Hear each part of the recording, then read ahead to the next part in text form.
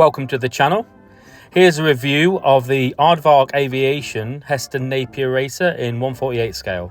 It's a resin kit. The kit's been around for quite some time, since the 90s I think, but under a different brand. I'll have to check scale mates on that. Beautiful picture there on the front of the box. If that doesn't say 1930s racer, I don't know what does. There you go, that's all you get. Not many pieces, but they are nicely cast. There's enough detail, as you'll see later. You do get a little bit of information on a piece of paper and a parts list, including 2 Fugalaise halves. No instructions, no decals either. Anyway, let's have a look. There we go, port fuselage half, very smooth, not much detail. Hardly any panel lines on this aircraft, only around the engine for access, and you see the detail there, the fastener detail. This aircraft was built mainly out of wood, so it's a bit like a Mosquito, not much detail. So there's the fuselage interior, cockpit interior should I say.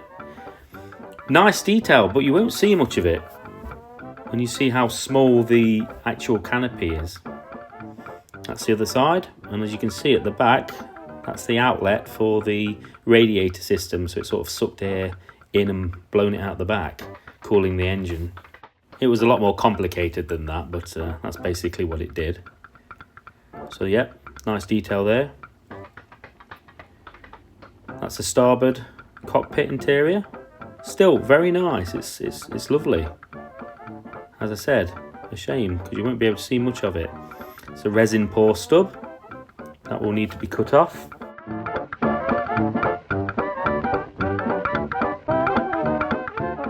Quite a thick fuselage. I mean, the Napier Sabre engine was an absolute beast, a monster of an engine, so it really is something.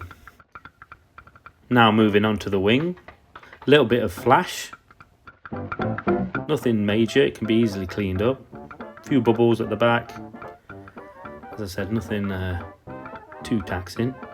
And there's the inlet for that radiator system. Nice wheel well interior detail. Flaps and slats. Nice. Probably need a little bit of a rescribe, but they'll be okay. Just like the fuselage, no panel lines really. Some other little inlets there, I'm not sure what they are. Can drill them out.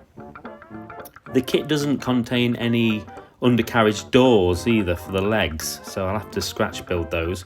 Not too hard, a little bit of a plastic card and off we go. Onto the tailplane now, just like the wing really. A little bit of a cleaning up to do. Cut those resin stubs off. Apart from that, not much difference to the wings really. Onto the rudder. Nice detail, a few little holes there, bubbles from the resin casting process. Concerned of how all this will blend together. It's quite an aerodynamic design. Lots of filler, swearing and sanding sticks.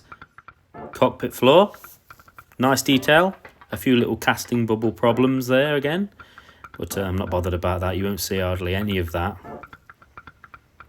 Can clean all that up anyway, a little bit of filler. And there it is in situ. Nice.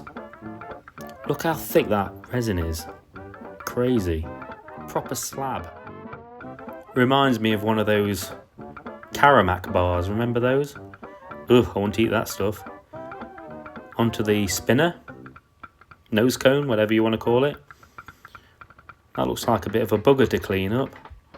Bubble there. No surprise. Not bad. Instrument panel. Very nice detail there. I like that. That'll look great painted up with a nice wash over it. Maybe add some instrument panel decals. Probably not. Right, white metal parts. Lovely. So you've got some finer items there like the rudder pedals, control yoke, undercarriage legs. There you go. rudder pedals, wheels, control yoke. Not massively fond of those wheels either, they look a bit crappy in my opinion. Might replace those with something a little bit more detailed. Got the propeller blades in there as well. There's the seat, moulded in harness detail. That'll look great painted up actually. Won't look bad at all.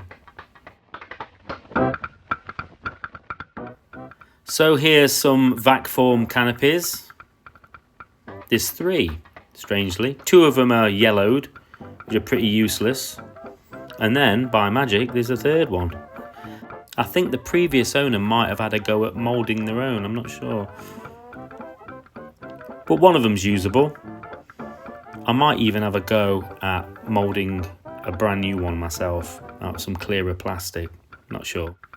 So here it is taped up, just to give you an idea of roughly how big it is and what it looks like compared to my 48 scale Messerschmitt 109D. It's apparent how big the Napier Sabre engine was really. I mean, look at the size of that. Huge. A beautiful design really. An attempt at the world speed record. Flew once and it crashed, sadly. There was a second prototype, but it was never completed.